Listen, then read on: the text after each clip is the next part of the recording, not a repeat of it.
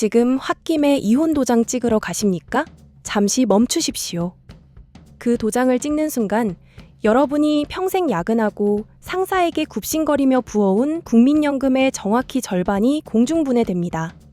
위자료는 한 번 주면 끝이지만 연금은 여러분이 사망할 때까지 매달 꼬박꼬박. 심지어 여러분이 병석에 누워있을 때조차 전 배우자의 통장으로 자동 이체됩니다. 단순히 월 80만 원이 줄어드는 게 아닙니다. 매년 연 3%의 물가 상승률을 반영하여 20년간의 미래 가치를 환산해 보셨습니까? 20년 뒤 짜장면 한 그릇이 2만 원이 넘을 때 지금의 80만 원은 여러분의 생존을 결정짓는 유일한 생명줄입니다. 이를 뺏긴다는 건 실질 구매력 기준으로 무려 2억 6천만 원이라는 거대 자산을 허공에 날리는 것과 같습니다. 이는 지방 소도시 아파트 한 채 값이며 평생 모은 노후 자금의 전부일 수도 있습니다.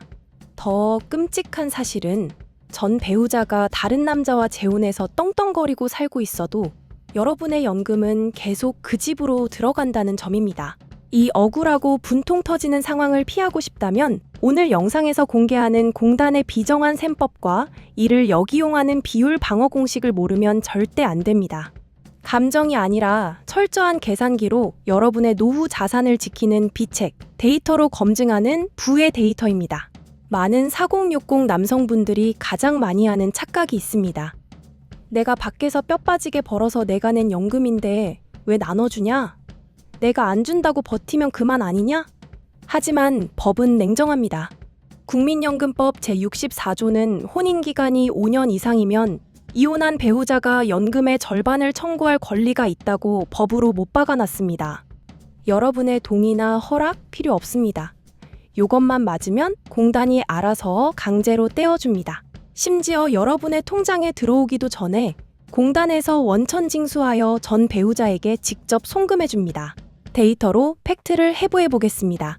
현재 가치 월 160만 원 수령 예정자가 이혼으로 50%인 80만 원을 분할해준다고 가정합시다. 당장 80만 원도 크지만 진짜 공포는 시간에 있습니다. 통계청 기대수명 데이터를 기반으로 65세부터 85세까지 20년간 연금을 받는다고 칩시다. 매년 물가가 3%씩 오릅니다. 10년 뒤 80만 원의 가치는 60만 원대로 20년 뒤에는 40만 원대로 쪼그라듭니다. 여러분이 가져가는 몫은 이렇게 줄어드는데 전 배우자에게 떼어주는 돈의 누적 합계는 복리 효과로 인해 실질 가치 2억 6천만 원에 달합니다. 생각해 보십시오. 나이 60, 70이 되어 몸은 아프고 소득은 끊겼습니다. 병원비 10만 원이 아쉬운 그 절박한 순간에 내 피 같은 연금 절반이 꼬박꼬박 전 부인에게 송금된다는 사실을 견딜 수 있으시겠습니까? 이것은 단순한 재산 분할이 아닙니다. 여러분의 생존권이 달린 문제입니다. 여기서 많은 분들이 억울함을 호소하며 다음과 같은 3가지 반론을 제기합니다.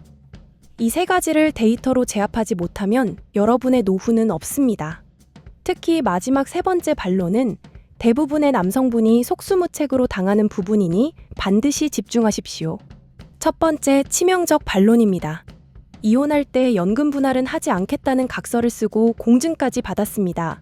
변호사 사무실 가서 도장도 찍었으니 안전한 거 아닙니까? 천만의 말씀입니다. 대법원 판례 2018두 65,088호는 이혼이 성립하기 전에 작성한 연금 포기 각서는 법적 효력이 전혀 없다고 명시했습니다. 민법상 권리가 발생하기도 전에 미리 포기할 수는 없다는 논리입니다. 즉, 이혼 신고서가 수리되어 법적으로 완벽한 남남이 된 이후에 작성해야만 유효합니다. 이 순서를 모른 채 각서받았으니 끝났다고 안심하다가 3년 뒤, 5년 뒤에 갑자기 날아온 연금 분할 통지서를 받고 땅을 치는 분들이 부지기수입니다. 두 번째 반론입니다.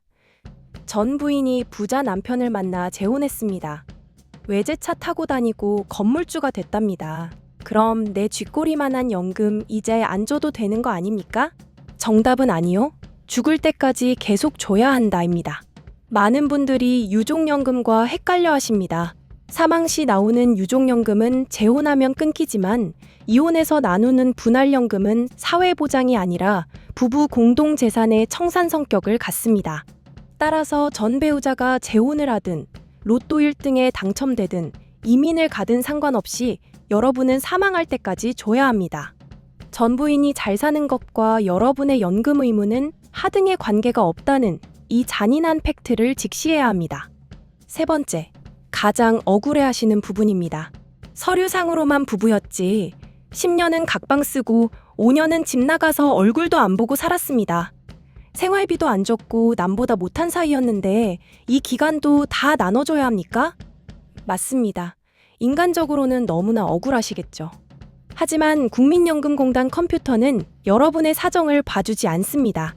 별도 신고가 없으면 공단은 혼인신고일부터 이혼신고일까지의 전체 기간을 혼인기간으로 잡고 기계적으로 n분의 1로 나눠버립니다.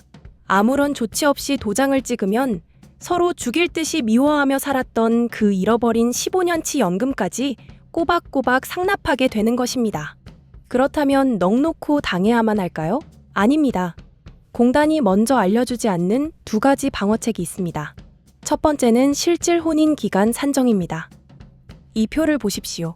전체 혼인기간 30년 중 별거하거나 가출했던 10년을 실질 혼인기간에서 빼버리는 겁니다. 분모를 30년이 아니라 20년으로 줄이면 전 배우자에게 줄 연금액이 확 줄어듭니다. 하지만 말로만 우리 사이 나빴다고 주장하면 공단은 콧방귀도 안 낍니다. 판사를 설득할 수 있는 객관적인 데이터 증거 3가지를 반드시 준비하십시오. 첫째, 주민등록 초본입니다. 주소지가 달랐던 기간을 증명하십시오.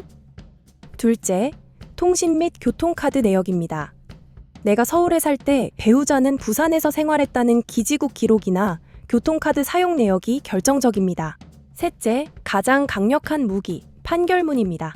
이혼 소송 시 판결문이나 조정조서에 몇 년 몇 월부터 실질적인 혼인 관계가 존재하지 않았다는 문구를 반드시 넣어달라고 법률 대리인에게 요청해야 합니다.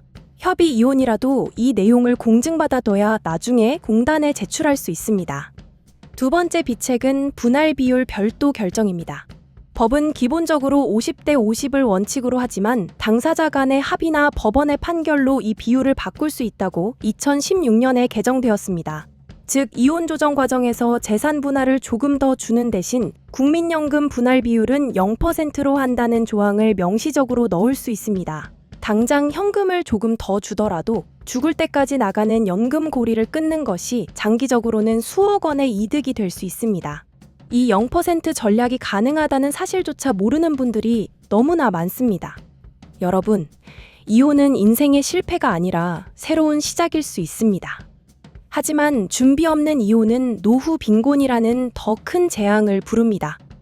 좋은 게 좋은 거지. 빨리 끝내고 싶다며 대충 도장 찍어주는 순간 여러분의 65세 이후 지갑은 반토막 나고 남은 인생은 후회로 얼룩질 것입니다. 오늘 당장 여러분의 혼인 기간 중 빠져야 할 기간이 있는지 캘린더를 펴고 계산해 보십시오. 그리고 이혼 합의서에 도장을 찍기 전 반드시 실질 혼인 기간 제외와 분할 비율 조정 조항을 챙기십시오. 여러분의 권리는 국가가 챙겨주지 않습니다. 오직 여러분이 준비한 치밀한 데이터만이 여러분의 연금을 지켜줍니다. 창업도 이혼도 확률 게임이 아니라 생존 게임입니다. 데이터로 검증하는 부의 데이터였습니다. 감사합니다.